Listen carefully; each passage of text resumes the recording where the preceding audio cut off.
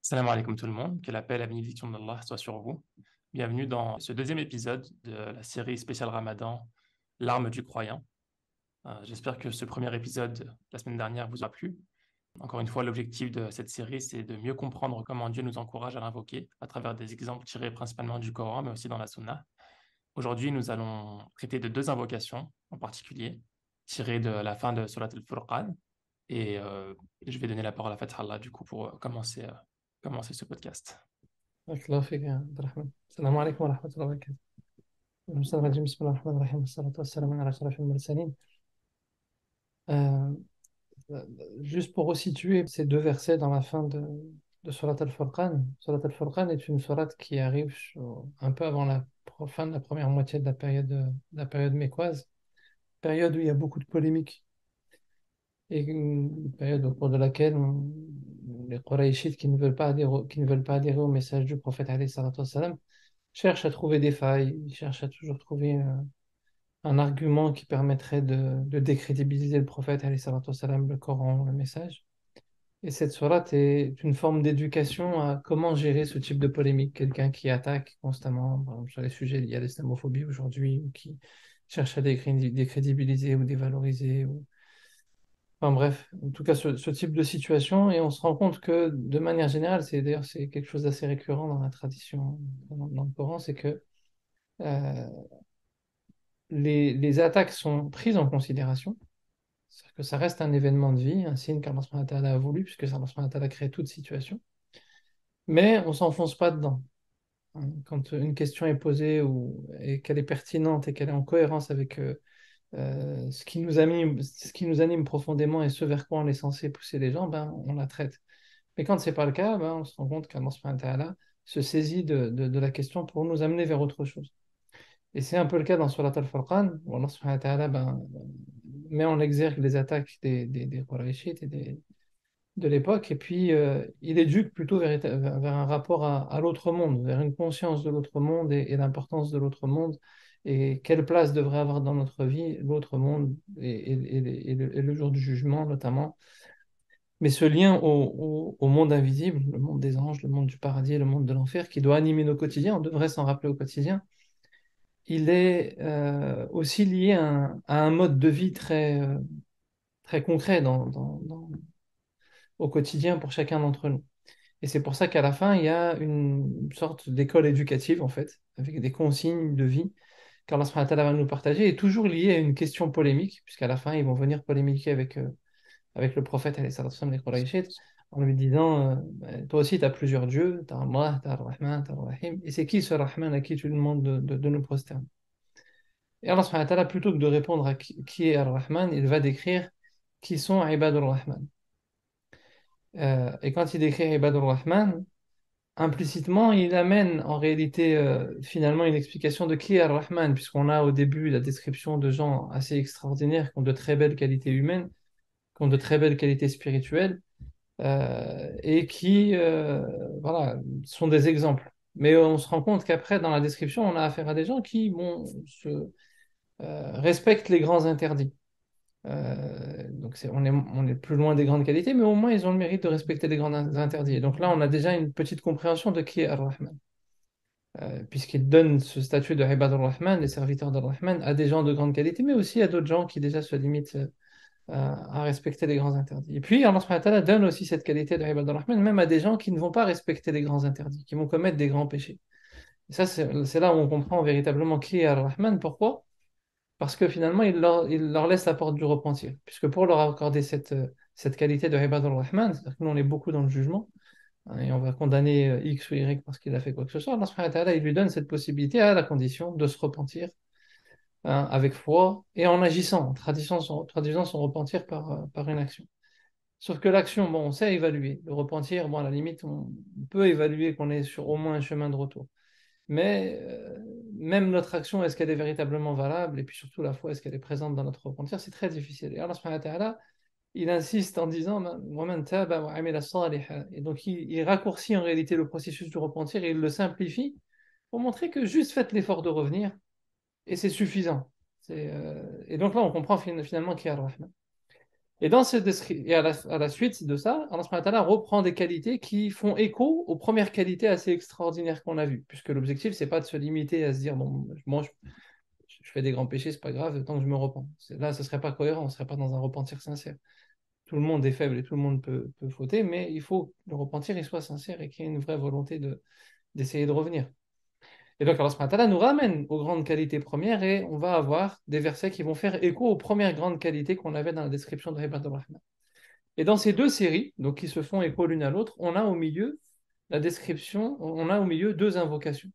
Puisque dans la première qualité, on a plutôt des qualités. Quand Allah subhanahu wa ta'ala nous parle de وَالَّذِينَ يَمْشُونَ عَلَى الْأَرْضِ هَوْنًا وَإِذَا خَاطَبَهُمُ الْجَاهِلُونَ قَالُوا سَلَامًا. Ce sont des gens qui marchent humblement sur terre, hein, qui ont un objectif de vie, qui sont pas justement, ils ne se laissent pas emporter dans n'importe quelle polémique, ils ne cherchent pas à avoir raison pour avoir raison. Ce qui les intéresse, c'est la vérité, pas le fait d'avoir le dessus sur une autre personne. Hein, quitte à ce que voilà. Et quand ils sont interpellés par des gens qui cherchent la polémique, des gens qui sont dans l'ignorance, etc., ils disent salama. Et dire salama, c'est pas juste dire paix. D'ailleurs, c'est pas de le dire en cherchant plus la polémique qu'autre chose, puisqu'Allah subhanahu wa ta'ala, le salama veut dire aussi en état de paix, mais, créer un état de paix. On sait qu'en islam, par exemple, la guerre peut être autorisée dans certaines circonstances, mais dans le Musabbihat, dans les surats où il y a le tasbih, certains éléments de commentaires du Coran, sans rentrer dans les détails, nous amènent à comprendre que le vrai tasbih, c'est dans la situation de paix. C'est-à-dire que même la guerre, elle doit conduire à une situation de paix. On ne doit pas chercher le conflit pour chercher le conflit. Si conflit il y a, qui est une nécessité par rapport à une injustice, et ça doit être une étape passagère qui doit ramener à une situation de paix, parce que c'est dans la paix que les gens peuvent choisir en conscience. C'est pas dans le conflit ou c'est pas dans la tension. Ce passage fait écho au fait qu'Allah subhanahu wa ta'ala nous parle de gens qui ne sont pas dans le faux témoignage. Hein. Donc, on a ces qualités humaines dans les relations avec les uns avec les autres. Je ne m'attarde pas sur ces passages. Ensuite, on a les qualités spirituelles, hein, des gens qui ont une certaine intimité avec Allah subhanahu wa ta'ala pendant la nuit. Et l'écho fait référence aussi à la journée. C'est-à-dire que c'est pas juste ils prient la nuit et la journée, ils sont dans l'oubli d'Allah subhanahu wa ta'ala. Non, ils sont attentifs aussi dans d'Allah subhanahu wa ta'ala. Et pour pouvoir être attentif aussi d'Allah subhanahu wa ta'ala la journée, ben, il faut être aussi avoir ces moments d'intimité avec Allah subhanahu wa ta'ala la nuit. Allah subhanahu wa ta'ala nous parle dans nos événements de vie, dans tout ce qui se passe, mais si nous, on n'a pas ce rendez-vous avec lui pendant la nuit, ben forcément, on passe à côté, on passe au travers. Donc, le parallèle se fait. Et puis, le troisième élément qui vient, ce sont deux invocations.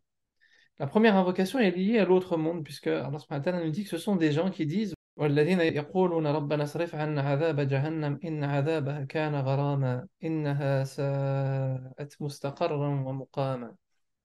Donc, ce sont des gens qui disent Rabbana, ô notre Seigneur. Donc, ils ont conscience qu'ils dépendent d'Allah subhanahu wa ta'ala. Parce que le Rabb, c'est vraiment cette dimension-là. On avait évoqué la dernière fois la différence entre Allahumma, hein, qui est une invocation d'exaltation de la supériorité d'Allah subhanahu wa ta'ala. Alors que Rabb, c'est une invocation où on reconnaît notre dépendance, hein, et qu'on a besoin d'Allah subhanahu wa ta'ala.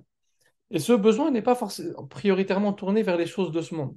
Il n'est pas prioritairement tourné vers une solution à mon problème matériel ou une solution à mon conflit avec telle personne ou une solution à mon problème psychologique ou là une solution à mon problème de travail ou de ceci ou de scolarité ou de diplôme ou de je ne sais quoi. La première préoccupation, ils disent Rabbana sarif anna adhaba jahannam. Oh Allah subhanahu wa ta'ala disperse, écarte de nous le châtiment de l'enfer. C'est-à-dire qu'ils le voient tellement de manière préoccupante que leur invocation, c'est Sarif Anna, c'est faut que ça soit dispersé, d'une certaine manière, ça éclate de leur chemin pour qu'ils puissent se focaliser plus sur le paradis. Parce qu'ils ont, de manière intrinsèque, une vraie conscience du risque du châtiment. Et ça, dans le Hmm. cheminement, on parle beaucoup de l'amour, de l'espoir, et c'est vrai que c'est quelque chose d'important. Parce qu'on on dit souvent que peut-être les premières générations qui sont arrivées en France ou dans ces pays-là avaient parfois un rapport un peu dur dans la manière d'éduquer l'islam, mais on l'a beaucoup mis en avant pour compenser et rééquilibrer l'amour euh, et l'espoir, etc. Sauf qu'on a aussi peut-être à un moment donné déséquilibré, parce que comme disait l'imam al-Ghazali, l'espoir et la crainte sont comme les deux ailes d'un oiseau. Sans l'un, l'oiseau il vole pas. Sans l'un ou l'autre, l'oiseau ne vole pas. Et on a besoin de cette crainte-là aussi. Et la conscience qu'on risque le châtiment de l'enfer en n'étant pas à la hauteur de nos responsabilités est aussi importante que de faire par amour d'Allah subhanahu wa ta'ala, par désir du paradis, que par l'amour de l'agrément d'Allah subhanahu wa ta'ala, par que la recherche du dévoilement, c'est une chose importante. Mais des fois, malheureusement, on a aussi nos passions qui nous attirent. Et ce qui va nous freiner dans nos passions, c'est aussi de se dire, mais il y a l'enfer en face. Il faut faire attention. Hein, et c'est un moyen qui peut peut-être nous aider à nous protéger dans certaines situations. Inna hadhabaha kana gharama. Donc ils connaissent la gravité du châtiment parce que gharama, il y a l'idée de permanence, de dureté et de difficulté, mais c'est quelque chose qui ne s'arrête pas. Ça après un grand débat chez les savants. Est-ce que l'enfer est éternel ou pas? Le paradis l'est, oui. L'enfer, ça a été un sujet de débat. La majorité considère qu'il l'est, notamment en se basant sur ce verset. Donc, Inna hadaba kana gharama. Et d'autres, comme Ibn Qayyim al-Jawzi, ont un autre avis sur le sujet, mais en tout cas, il y a cette idée qui dure. Hein, nous, on vit peut-être, enfin, il y en a qui vivent même quelques jours dans ce monde-là et pas plus. Il y en a qui vivent 100 ans, mais voilà, la moyenne d'un être humain, c'est à peu près 70 ans. Qu'est-ce que c'est que par rapport à une éternité? C'est vrai que l'éternité, ça ne nous parle pas. Qu'est-ce que c'est que par rapport déjà à 1000 ans? Qu'est-ce que c'est que par rapport à 2000 ans? Qu'est-ce que c'est que par rapport à 10 000 ans? Qu'est-ce que c'est que par rapport à 100 000 ans? Qu'est-ce que c'est que par rapport à 1 million d'années? Ça y est, là déjà, on n'arrive plus à compter. 70 ans, 1 million d'années. C'est comme si tu dis quelqu'un il a 70 euros et l'autre il a 1 million d'euros. De quoi on parle? Vous voyez ce que je veux dire? Mhm. L'enjeu n'est pas le même. Donc, en euros, peut-être que ça peut peut-être plus nous parler. Eh ben, en durée de vie, 70 ans, ça peut paraître long, ça peut paraître. Mais remis en perspective par rapport à la gravité de l'enjeu, surtout pour l'éternité, ça aide à un moment donné à se remettre les yeux en face des trous, comme on dit. إنها ساءت مستقرا ومقاما. Et au-delà de ça, c'est qu'ils sont conscients que c'est véritablement quel mauvais gîte et quel mauvais lieu de séjour. C'est-à-dire que on est beaucoup dans la recherche de tranquillité dans ce monde-là, et dans leur invocation, إنها ساءت مستقرا ومقاما, c'est comme si eux-mêmes ils prenaient le contre-pied. On ne cherche pas la tranquillité parce qu'on sait que il faut qu'on agisse dans ce monde, il faut qu'on se mette en marche, il faut qu'on fasse les efforts, parce que sinon on risque d'arriver dans un lieu de repos et un lieu de sécurité qui va être tout sauf de la sécurité et tout sauf du repos. Donc il y a cette conscience du rapport à l'autre monde. Pour autant, comme je l'ai dit, il y a un vrai équilibre dans la fin d'Ibadur Rahman parce que c'est une vraie éducation de vie. Donc, ils vivent dans ce monde-là en étant soucieux de ce rapport à l'autre monde et ils en parlent. Ils en parlent avec Allah subhanahu wa ta'ala. Ils ont ces moments d'intimité avec Allah subhanahu wa ta'ala où ils demandent à Allah subhanahu wa ta'ala de les préserver du châtiment de l'autre monde. Et l'invocation qui fait écho, euh, c'est والذين يقولون ربنا هب لنا من أزواجنا وذريتنا قرة أعين واجعلنا للمتقين إماما. أولئك يجزون الغرفة بما صبروا ويلقون فيها تحية وسلاما. Bon, ce verset fait plus référence à la globalité, mais il y a un autre passage dans le passage d'avant, mais on va rester sur celui d'avant. والذين يقولون ربنا هب لنا من أزواجنا وذريتنا قرة أعين. Premier élément, ils disent, ô notre Seigneur, donc ils insistent sur cette dépendance à Allah subhanahu wa ta'ala, offre-nous. C'est-à-dire qu'ils ont une relation de, c'est pas n'importe qui que tu vas demander un cadeau. Tu vois, déjà, il faut que tu aies une intimité, il faut que tu aies une familiarité avec la personne. Tu vois, c'est pas, tu demandes pas un cadeau à n'importe qui. Tu sais que déjà, il a les moyens de le faire, et puis tu sais que tu peux te permettre de le faire, et tu sais que tu es suffisamment proche pour aller demander un cadeau. Tu vas pas. Ça pourrait être presque même impoli de demander un cadeau à quelqu'un. Mais Allah subhanahu wa ta'ala, non seulement il est le grand donateur, mais en plus, comme tu es dans sa proximité, tu te permets de demander à toi-même le cadeau parce qu'Allah subhanahu wa ta'ala, il donne ce qu'il veut. Mais quand tu as cette proximité-là, ben, quelqu'un dont tu es proche et que tu sais, ben, tu vas te permettre de lui demander Hablana, mais qu'est-ce qu'il demande? Min azwajina wa dhurriyyatina. Parmi nos épouses et nos enfants. Alors, azwaj en langue arabe est un terme qui est traditionnellement, aujourd'hui, ça n'est plus le cas dans l'arabe moderne, mais dans l'arabe ancien, était un terme qui n'est ni masculin ni féminin. En fait, il est masculin d'essence, on va dire, mais il n'y a pas son féminin. Dans le sens où azwaj, ça peut être pour le masculin comme pour le féminin. Certains ont considéré que ça restait le masculin dans le sens où azwajina était au pluriel et que l'homme peut avoir plusieurs épouses, mais pas la femme. Mais de manière générale, en réalité, cette invocation est valable pour l'homme comme pour la femme. Il y a un souci de la famille, il y a un souci des conjoints et des enfants, en réalité, à ce niveau-là. Et déjà, c'est-à-dire que pour s'ouvrir et se décentrer de son égoïsme, ben, il faut déjà se préoccuper de ceux qu'il y a autour de nous. Hein, d'ailleurs, Ibrahim, on en avait parlé une fois, il me semble, c'est que quand il réussit ses épreuves, son premier souci, c'est pas lui-même, qu'est-ce que je vais avoir, qu'est-ce que je... Non, et ma descendance. Il est tourné tout de suite vers Mhm. les autres. Et ça commence avec les plus proches et on élargit progressivement. Parce que parfois, quand on regarde trop loin, on veut soutenir des gens qui sont trop loin, c'est aussi une manière de nous déresponsabiliser. Alors que quand tu as le souci de ceux qui sont proches, certes, tu demandes à Allah subhanahu wa ta'ala, mais en réalité, comme on dit, tu as la main pour pouvoir agir. Tu as encore c'est dans ta proximité, c'est dans ton champ de responsabilité. Tu peux faire quelque chose. Donc cette invocation, elle est très connectée avec quelque chose de très pratique. Tu dois t'occuper de ta famille, tu dois faire des choses. Donc c'est une invocation qui est corrélée avec une vraie responsabilité au quotidien. هب لنا من أزواجنا وذريتنا قرة أعين. قرة أعين, c'est un terme qui est très difficile à traduire. On traduit par la perle des yeux ou la joie des yeux. Mais en réalité, قرة أعين, c'est un terme, en arabe, c'est un point de fixation. Comme il disait le prophète, alayhi salatu wa sallam, قرة عيني في الصلاة. La, la perle de mes yeux, on va dire, est dans la prière.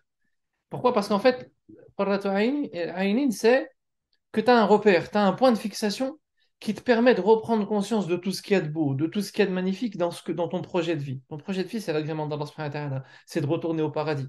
Et ce point de fixation, il va t'aider à te dire, attention, non, ça, c'est pas important. Mes tentations, là, c'est pas important.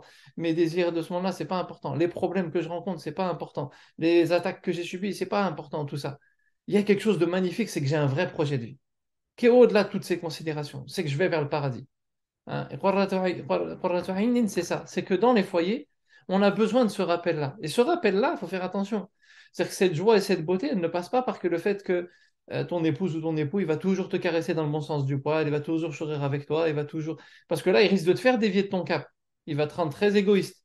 C'est-à-dire qu'il faut de ça, il faut de l'affection. Hein, on va dire, Ala bainakum mawaddatan wa rahma, comme il dit le verset du Coran. Il n'a pas mis entre vous de l'amour.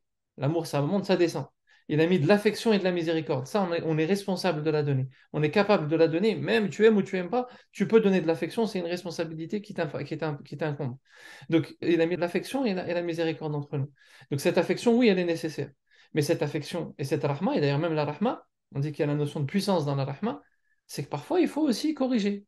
La rahma d'Allah subhanahu wa ta'ala, parfois, elle se traduit par des épreuves, par le fait qu'il nous corrige. Et dans nos couples et dans nos foyers, avec nos enfants, c'est pareil. C'est-à-dire qu'à un moment donné, quand quelqu'un dévie, il faut aussi à un moment donné cette fermeté de lui dire la vérité. Il faut cette fermeté de rappeler un cadre et de rappeler des limites. Et c'est en ça qu'on peut être des repères les uns pour les autres, avec de l'affection, avec de la miséricorde. Et cette miséricorde, elle inclut aussi le fait qu'il y a, à un moment donné, savoir mettre des limites et savoir pardonner. Quand la personne elle fait l'effort de revenir, on est dans le pardon comme il l'est, Allah subhanahu wa ta'ala lui-même, dans les versets précédents. Les gens qui font des grands péchés, pourtant, il les a intégrés parmi Ibadur Rahman à la condition qu'ils font l'effort de revenir. Hein, et qu'ils ont au moins juste le souci de faire l'effort de revenir. Donc, من أزواجنا وذريتنا قرة عين واجعلنا للمتقين إماما. Cette dua, elle est aussi assez intéressante parce qu'il dit, et fais de nous, pour les muttaqin, pour les gens qui sont dans une démarche de conscience, d'alerte, de vigilance, qui visent donc finalement cet objectif, qui cherchent à aller vers la vérité. Imam. Imam, c'est être guide ou être devant ou être. On dit que l'imam dans la tradition musulmane, c'est celui qui absorbe la difficulté pour les fidèles, c'est celui qui gère l'attention pour les fidèles, c'est celui qui organise hein, pour les autres, hein, qui a le souci en fait de coordonner pour les autres. Et donc, l'idée, c'est pas de demander à devenir des imams dans des mosquées. Certains ont compris un peu cette signification-là de cette invocation. C'est plus que ça. C'est en fait, en réalité, être soucieux d'être dans l'aide de tous ceux qui veulent cheminer, de les accompagner, de les aider. Et ça, c'est assumer ses responsabilités. En réalité, on demande à Allah subhanahu wa ta'ala de nous aider à être plus responsables, pas être dans une posture de suivisme, moi je suis pas capable, je suis pas compétent, être conscient qu'Allah subhanahu wa ta'ala t'a donné des forces. Et on demande à Allah subhanahu wa ta'ala de nous donner cette conscience qu'il nous a donné des qualités parce qu'il nous en a tous donné. On a nos péchés, certes, il faut en être conscient, il faut essayer de repentir, mais il nous a aussi donné des forces et des qualités. Et donc on demande à Allah subhanahu wa ta'ala de nous permettre de les utiliser pour accompagner les gens, pas pour nous-mêmes déjà. C'est comme Ibrahim alayhi salam, comme le prophète Mohammed alayhi salam, dans le souci des autres. Comment on peut aider et les autres, c'est pas n'importe qui. C'est pas les gens du pouvoir, c'est pas les gens qui ont l'argent, il faut aller les convaincre parce qu'on va renforcer la communauté. Non, comme dans l'histoire de Habasa wa Tawalla, le professeur il va parler aux notables de Quraysh en pensant que si il arrive à les convaincre, Allah subhanahu wa ta'ala lui descend Abasa wa Tawalla, l'aveugle, qui est peut-être un être faible, mais parce qu'il a la conscience d'Allah subhanahu wa ta'ala, lui il est plus important. Celui qui veut la vérité, lui il est le plus important. Cherchons les gens qui veulent la vérité, qui veulent cheminer, qu'ils soient musulmans ou qu'ils ne le soient pas. Parce que dans la notion de conscience, hein, par exemple dans Surat Al-Imran, Allah subhanahu wa ta'ala évoque le statut de muttaqin, même par rapport à des gens derrière le kitab. Donc ça veut dire qu'ils peuvent être dans cette démarche-là de recherche de vérité, et ils n'ont pas encore peut-être trouvé Allah subhanahu wa ta'ala, mais ils ont ce souci du vrai. Eh bien, il faut accompagner, et il faut essayer de les aider à trouver ce qui est vrai, et leur choix, il leur appartient après derrière. Mais ce qui doit nous préoccuper, c'est ça. Comment est-ce qu'on peut se mettre au service? Parce que l'imam, finalement, il est plus dans une démarche d'être au service hein, que d'avoir le pouvoir ou l'autorité, comme parfois on peut le comprendre. C'est plus celui qui va justement être responsable du groupe et des autres pour pouvoir essayer de faire en sorte d'aider à cheminer. Wallah alam, en tout cas, je pense que c'est des vraies clés d'enseignement par rapport à la manière dont on vit aussi, par exemple, l'islamophobie dans nos pays, etc. On est beaucoup dans une posture défensive de oh, c'est pas normal de nous attaquer, ceci, etc. Il faut se saisir de ces choses-là pour, au contraire, ramener l'incohérence dans ces sociétés, dans les modes de vie, dans la manière dont on vit, ramener ces éléments-là, plus plutôt réorienter le débat vers ce qui doit faire avancer la société, ce qui doit corriger les déviances de la société, en commençant par déjà nous-mêmes à notre échelle, à l'échelle des proches, hein, et à l'échelle de tous ceux sur qui on peut intervenir. Parce que parfois on voit trop large. Je ne dis pas que c'est pas bien de voir large, il faut avoir une vision globale, c'est important. Mais il faut que cette vision globale, elle nous aide à agir concrètement là où on peut agir. Et chacun, il a un champ d'action qui lui est propre. Abdelrahman, je te laisse réagir, Inch'Allah, par rapport à... Je te remercie, Fathallah. J'ai bien aimé la manière dont tu as déroulé ces versets, expliquer un peu leur placement dans cette sourate. Sur le premier verset déjà, où on se réfugie contre Jahannam, contre l'enfer, on voit que par rapport à Ibad al-Rahman, donc les serviteurs du miséricordieux, ils ont constamment en fait cet esprit de vouloir se protéger contre ce châtiment-là. Les questions que ça amène, c'est est-ce que, en tant que croyant, en tant que musulman, est-ce que c'est quelque chose que nous on fait? Est-ce que c'est quelque chose qui revient régulièrement, pas forcément en continu, mais au moins régulièrement, qui revient vers nous, dans lequel on essaie de se réfugier avec le cœur, pas juste avec la langue. Après, j'aurais peut-être plus de choses à dire sur le deuxième verset, enfin, plus de choses qui m'ont inspiré dans le deuxième verset, dans ce que tu as dit. Je pense que je comprenais mal ce doha avant, par rapport à ce que tu viens de dire et par rapport à ma compréhension un peu plus récente. Donc, je vais relire la traduction de Hamidullah. Seigneur, donne-nous en nos épouses et nos descendants la joie des yeux et fais de nous un guide pour les pieux. La manière dont je le comprends, c'est pas que je le comprenais, mais dont je le voyais peut-être plus, c'était juste une joie générale, en fait, d'avoir des épouses et des enfants, enfin, un époux, une épouse, et des enfants qui nous rendent heureux. Et la manière dont je l'ai expliqué, on se rend compte que c'est pas vraiment le terme heureux, qu'est-ce que ça veut dire? Parce que c'est vrai que dans notre éducation, je pense que beaucoup se retrouveront dans ça. Euh, il y a beaucoup de choses que nos parents ou que des parents cherchent, ou que nous, en tant que parents, cherchons pour nos enfants, qui parfois nous rendent très heureux, par exemple, qui réussissent à l'école, voilà, qui se marient, ou qu'il y a des choses qui se passent, et qui nous rendent extrêmement heureux. Et peut-être qu'on va essayer de lier ce genre d'événements à ces doigts-là, en délaissant, comme tu as dit, le côté spirituel. Moi, ce que je comprends de ce doha, hein, bien sûr, on essaie de trouver le bonheur et la joie dans nos relations proches, notamment nos épouses et nos enfants.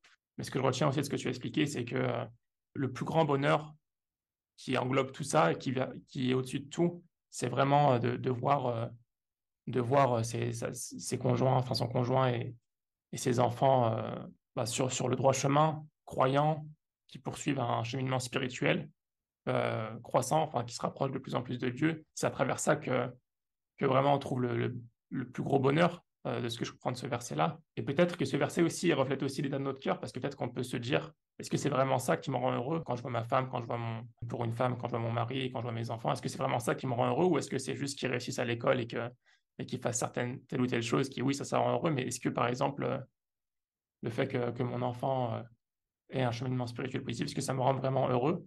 On a tous entendu des histoires où il y a par exemple des sœurs qui commencent à porter le voile, par exemple, et ça commence à créer des tensions dans la famille, alors que c'est des familles musulmanes. Il peut y avoir d'autres situations, des choses qui se passent, par exemple, qui mettent en avant peut-être l'apprentissage de la religion ou du Coran, etc., et que ça va créer des tensions peut-être dans la famille. Alors que là, à travers ce verset, on voit que normalement, non, c'est ça qui est censé apporter le plus de joie en tant que père, en tant que mère, en tant qu'époux. Et je te laisserai réagir après, mais il y a aussi la dernière partie, donc et fait de nous un guide pour les pieux. C'est vrai qu'on a souvent cette idée que être leader, c'est pas une position qu'il faut demander en fait. En islam, on ne demande pas à être leader, c'est pas bien, tout ça. Et là, on voit que on fait un doha pour être un leader pour les pieux, un guide pour les pieux.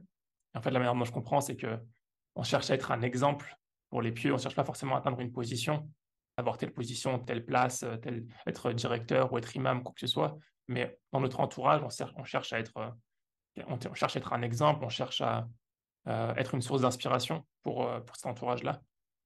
Et ça devrait être quelque chose que tout le monde devrait aspirer à être une source d'inspiration, on va dire, pour son entourage en tant que personne pieuse soi-même. Après, j'avais une question qui me venait. Pourquoi est-ce que Dieu il lie la famille, en fait, la relation avec sa famille proche, avec le fait d'être un leader? Donc, tu l'as un peu évoqué.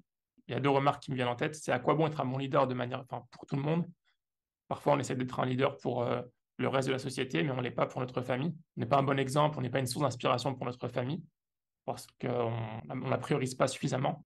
Et la deuxième chose, c'est que si on cherche à être un imam pour le reste de la société ou pour sa communauté, le fait d'avoir une famille qui soit la fraîcheur de nos yeux, qui soit la joie de nos yeux, c'est un support en tant que guide pour les pieux. Parce que parfois, on peut vivre des difficultés, ça peut être difficile. On part un peu au combat, un petit peu. Des fois, c'est fatigant. Et le fait de revenir et de retrouver un peu cette joie dans son entourage, c'est aussi une source de support. Donc, c'est un peu comme ça que je vois le lien entre les deux. Voilà, c'était un peu mes commentaires, ce que j'ai retenu de ces versets-là. Qu'est-ce que tu en penses, toi, Fathallah? Barakallahu fik, Abdelrahman. Sur le passage concernant la notion de responsabilité, je pense que ça, c'est un vrai sujet parce qu'en fait, la tradition musulmane est une culture du devoir plus qu'une culture des droits. Les droits, en fait, sont l'émanation des devoirs. On ne réfléchit pas tellement en termes de droits à la base, en fait. On réfléchit plus en termes de nos responsabilités parce qu'on va rendre des comptes à Dieu de toute façon. Donc, ce qui doit nous préoccuper, c'est quelles sont nos responsabilités, quels sont nos devoirs. Et en conséquence, bah, ça induit des droits. Ça induit des droits pour nous-mêmes, ça induit des droits pour les autres, etc. Euh, mais ce qui est le plus important, c'est véritablement cette approche des devoirs. Et c'est pareil en réalité, finalement, même dans la compréhension. Alors, on va pas rentrer dans tous les sujets que ça implique, parce que c'est un sujet qui est vaste, mais derrière ça, le, le- le principe de ne pas demander l'autorité est un vrai grand principe en islam. C'est-à-dire qu'on ne cherche pas l'autorité, on ne cherche pas le commandement ou quoi que ce soit. Ça, c'est parce que le professeur il nous enseigne, c'est lui qui demande l'autorité, il sera laissé à lui-même, alors que celui à qui elle est confiée et qui l'accepte pour Dieu, ben c'est Allah subhanahu wa ta'ala qui va qui sera dans son soutien et qui va l'accompagner dans cette démarche. Donc, il y a une vraie différence entre les deux. Il y a le fait que le professeur m'avait dit clairement, Abdullah ibn Samura ne demande pas l'autorité aussi ou le commandement. Et on a l'exemple de Youssouf alayhi salam, ou d'autres exemples même qui peuvent exister, mais l'exemple de Youssouf est très parlant. Donc, je vais m'arrêter juste sur celui-là 2 petites secondes. Qui lui, ben, voilà, quand il sort de prison, il demande carrément le ministère de l'économie, si je peux Ouais, traduire ça comme ça, c'est un peu l'équivalent aujourd'hui. Euh, et donc on se dit, ben, donc c'est que c'est possible de demander le commandement vu que lui, il l'a demandé dans ce cas-là. En réalité, en fait, il y a une nuance qui est importante et qui va nous ramener au point de départ sur la notion de responsabilité. Youssouf alayhi salam, quand il sort de prison, il a un peu perdu son enthousiasme en fait. C'est-à-dire que même, on le voit dans les versets, quand il rentre en prison, il est très enthousiaste. La prison n'est pas un problème pour lui, c'est même lui qui l'a demandé. Il sait pourquoi il est là, c'était pour se préserver. Il comprend totalement le signe d'Allah subhanahu wa ta'ala. C'est en cohérence avec, avec ses invocations. Il est dans la da'wah, il prêche, etc. Quand il sort de prison, il a un peu perdu son enthousiasme. Le roi lui demande d'interpréter son rêve, il interprète. Mais il y a moins d'enthousiasme dans la manière dont il énonce les choses. Parce que la prison l'a quand même malgré tout affecté. L'épreuve qui pourtant lui-même avait demandé, elle était quand même lourde à supporter. C'était pas aussi simple que ça en fait. Mais ça reste un prophète, ça reste quelqu'un. Et c'est pour ça que même la définition de la spiritualité, on est beaucoup dans une définition de la spiritualité de l'ordre du bien-être. On veut ressentir des choses. Alors que le bien-être, c'est un état que Allah subhanahu wa ta'ala offre à certains moments. C'est une épreuve. Qu'est-ce que tu veux en faire? Et le fait de ne pas être bien à certains moments, bah, c'est aussi une épreuve. Qu'est-ce que tu veux en faire? Ça veut pas dire que tu es spirituel parce que tu ressens des choses. Tu es peut-être totalement dans l'égarement. Il y a des gens, ils ressentent des choses et ils sont complètement à l'ouest. Donc, il faut faire attention à ça. Donc ça, c'est pas une clé, c'est pas un élément d'évaluation. Et donc, Youssouf est quelqu'un de très spirituel au sens premier du terme. Et donc, malgré le fait qu'il ait moins d'enthousiasme, il y a une situation qui se présente. Il va y avoir 7 années de famine qui vont arriver après 7 années de richesse. Qui accepterait de prendre la responsabilité à ce moment-là? Si ce n'est quelqu'un qui dit c'est ma responsabilité devant Dieu, personne ne va s'avancer sur ça, ou celui qui va s'avancer, voilà quoi, il faut à un moment donné assumer. On est dans une situation difficile, et là il y a des moments dans les situations difficiles justement, et en général on va se rendre compte que des gens ils veulent bien s'avancer quand il y a un boulevard ou quand c'est dans leur intérêt ou quoi que ce soit, mais dès que ça devient très compliqué ou que ça devient là, on a tendance un peu à fuir. Et la vraie démarche de responsabilité, elle est là. C'est qu'à un moment donné, il y a des moments, il faut s'avancer. Il y a un conflit, il y a une difficulté, il y a la lourdeur d'une situation, il y a un problème à gérer. Et c'est là où il faut être responsable. C'est pas le commandement pour le commandement, c'est qu'il faut dire non, il faut faire. Et là, il faut Allah subhanahu wa ta'ala m'a donné un certain nombre de facultés. Et c'est ça, être spirituel en islam. C'est pas uniquement faire du dhikr le soir. Ce dhikr le soir, il sert justement à se traduire dans des situations d'injustice, dans des situations de conflit, dans des situations où il y a le mal qui se répand. Et ben, on va essayer de faire. Ça ne veut pas dire qu'on est parfait, on n'est pas des Youssouf alayhi salam. Youssouf alayhi salam, c'est un prophète, il a des facultés particulières, mais ça reste nos modèles. Et justement, c'est pour ça que donc, la notion d'imam dans cette démarche-là, c'est ça, c'est qu'il y a des moments, et on vit dans des époques où il y a plein de choses qui partent de travers, il y a plein de choses qui ne sont pas cohérentes dans nos modes de vie. Et à un moment donné, il faut avoir la responsabilité de s'avancer et de dire, hein, quand on voit, je vais prendre un exemple qui n'a rien à voir, mais enfin, qui n'a pas rien à voir justement, mais quand on voit dans les réseaux sociaux, beaucoup dans la communauté, on va rentrer sur les réseaux sociaux et il y a des discours un peu bien pensants, tu vois, c'est-à-dire qu'il n'y a pas, il y a plus de nuances avec qui que ce soit. Le bien, tout est bien. C'est quoi qui est mal? Ce qui est, tu vois, il y a plus, on n'arrive plus à distinguer en fait finalement le vrai bien, le vrai mal, etc. On a tellement dilué tout que bah, dès qu'on on va te dire même à Issa, la Trinité, c'est bien, c'est pas grave, c'est bien. On a quand même des nuances et des spécificités. Tu vois un tarot, un dirigeant qui a... Non, il y a quand même du bien. En fait, il n'y a plus de nuances et on ne sait plus distinguer des choses. La responsabilité, à un moment donné, c'est d'amener cette nuance aussi. C'est quelqu'un qui, ok, je suis là, je suis présent, mais il y a des choses à dire. Ça ne va pas plaire à tout le monde, mais il faut à un moment donné avoir cette responsabilité et cette audace. C'est un exemple que je donne, c'est quelque chose qui m'a interpellé il y a quelques jours, mais en soi, en fait, il faut, je sais pas, demain, vos enfants, ils ont un conflit à l'école, il y a une tension, il y a quelque chose d'injuste qui se passe ou quoi que ce soit. Ouais, parfois, certains, ils vont rester un peu en retrait, ils vont pas trop vouloir s'avancer. Être responsable, c'est ça, c'est se mettre devant. Il y a des gens qui ont une démarche de conscience. Comment on fait pour les aider à s'organiser? Comment on les fait pour dire non, on pense qu'il y a une autre chose à faire, qu'il y a quelque chose qui n'est pas normal, etc. Et qu'on assume. C'est ça, être. En vérité, nous, on veut être le chef, mais c'est pas le chef. Ça, c'est pas important. C'est justement là, il y a quelque chose qui va pas. Ben, il faut assumer. Et il faut essayer de tirer les gens dans une démarche qui va vers ce qui est sain, ce qui est bon, ce qui est juste. Hein, même si ça va peut-être paraître paradoxal, ce qui est sain et bon et juste est parfois très évident en vérité. Le problème, c'est que tellement on dilue tout on est dans la société où on relativise tout que finalement on n'arrive même plus à distinguer ce qui est bien et ce qui est mal. Alors que dans la nature première de l'être humain, on sait distinguer à la base le bien et le mal. Et qu'il faut savoir revenir certes à cette simplicité-là, mais la simplicité, elle n'exclut pas la nuance. Au contraire, elle la préserve, elle la protège. Wallah alam. Ouais, tout à fait. Non, je pense que c'était une nuance, comme tu dis, très importante à apporter. J'avais une dernière petite question peut-être. Ouais. Peut-être un truc qu'on n'a pas traité, c'est que chez les musulmans, même de manière générale, le couple, il y a beaucoup de familles, ou beaucoup de familles où il y a beaucoup de tensions, hein, il y a beaucoup de problèmes entre les parents et les enfants, entre les couples, etc.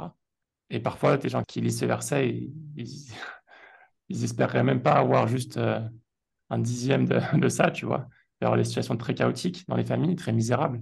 Comment est-ce que ce verset, il peut aider? Comment il faut aborder ce verset pour nous aider à améliorer nos relations dans nos couples et chez nos enfants?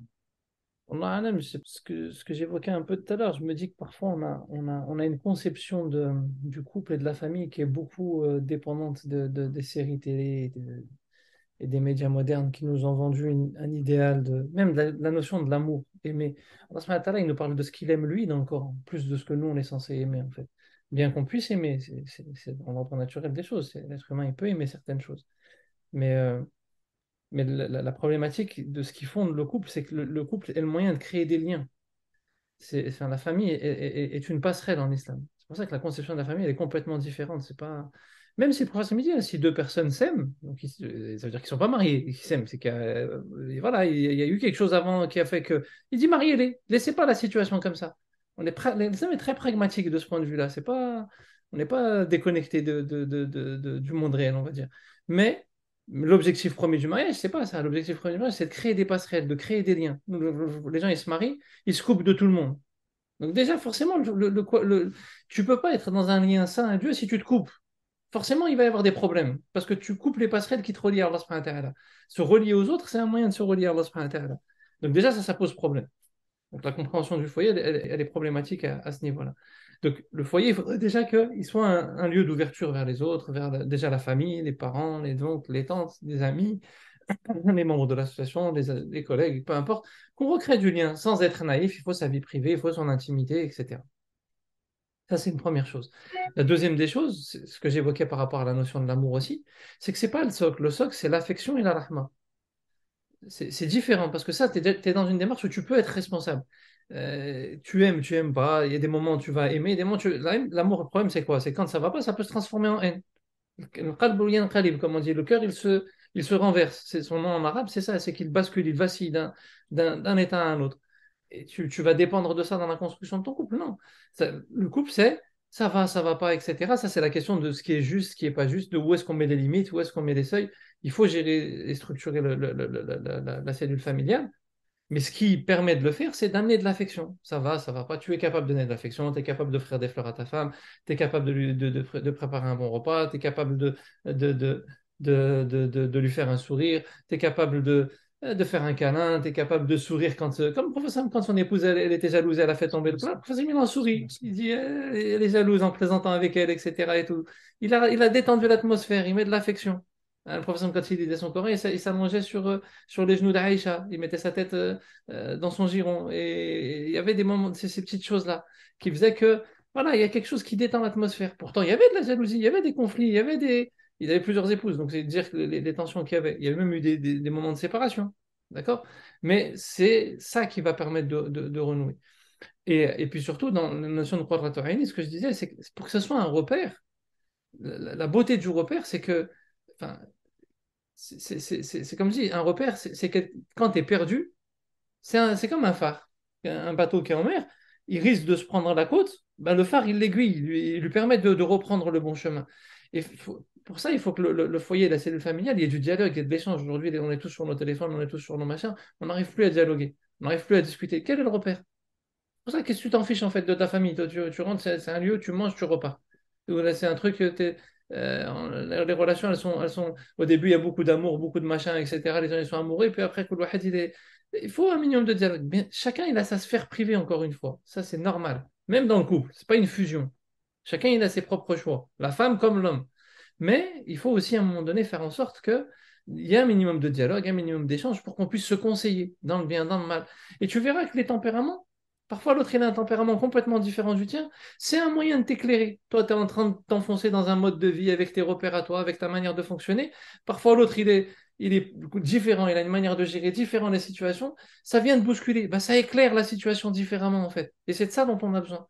C'est ce qui va te permettre de te mettre en perspective, de prendre un pas de recul et de relire la situation différemment et de te dire, ah, finalement, par rapport au cap de départ, je suis peut-être en train de faire fausse route. Ou au contraire, par rapport au cap de départ, alhamdoulilah, je tiens un bon fil. Il faut que. Et ça passe par là. Mais ça passe aussi par l'affection, ça passe aussi par tout ça. Je pense qu'on a une compréhension de la famille, un peu d'un modèle de paradis sur Terre, d'un couple avec deux enfants, qui deviennent un médecin, un autre ingénieur, et voilà, et qu'on a des propriétés qui Hmm. vont hériter. Et voilà, on a réussi notre vie. C'est pas ça. La famille en islam, c'est pas ça. C'est la passerelle. Ça crée des liens vers les autres. Ça permet de faire en sorte qu'on diffuse la justice. Ça permet de faire en sorte qu'on diffuse le message. Ça permet de faire en sorte qu'on crée des liens avec les autres, qu'on fasse en sorte de rappeler le monde invisible, etc. Qu'on aide à corriger les modes de vie, à assainir les modes de vie. La cellule familiale, elle sert à ça. Parce que c'est un point d'ancrage qui permet justement de s'attacher et de se relier aux autres. Wallah alam, Je te remercie, hein. Alhamdoulilah. Ah, j'espère que ça pourra nous aider, nous et les éditeurs, à mieux comprendre ce verset, Inch'Allah, et mieux l'appliquer. Là, je vais te laisser conclure. Barakallahu fik, Abdelrahman. On demande à Allah subhanahu wa ta'ala d'agréer notre jeûne déjà et nos efforts pendant ce mois et de nous permettre de multiplier les efforts pendant ce mois béni. On demande à Allah subhanahu wa ta'ala de nous accorder la proximité du Coran pendant ce mois béni, de nous permettre de suivre les traces du prophète alayhi salatu wassalam, jusqu'à nous ramener à son bassin, de nous réunir avec nos proches et nos familles et tous ceux qu'on aime auprès de son bassin, dans les plus hauts degrés du paradis, de nous accorder le dévoilement. On demande à Allah subhanahu wa ta'ala de nous pardonner nos fautes, nos péchés et nos manquements, de nous permettre d'assumer nos responsabilités et nos devoirs. Demande à Allah subhanahu wa ta'ala de nous faire entrer au paradis sans décompte et de nous faciliter en ce monde et dans l'autre. Demande à Allah subhanahu wa ta'ala de nous utiliser sur sa voie, nous utiliser pour son message, malgré nos faiblesses, et de nous renforcer. Demande à Allah subhanahu wa ta'ala l'agrément. سبحانك اللهم وبحمدك أشهد أن لا إله إلا أنت وأستغفرك وأتوب إليك وأستغفرك وأتوب إليك ونستغفرك ونتوب إليك وصلى اللهم على نبينا محمد وعلى آله وأصحابه أجمعين وآخر دعوانا أن الحمد لله رب العالمين بارك الله فيكم. On vous dit à la semaine prochaine, Inch'Allah, pour le troisième épisode. Salam alaikum. عليكم السلام.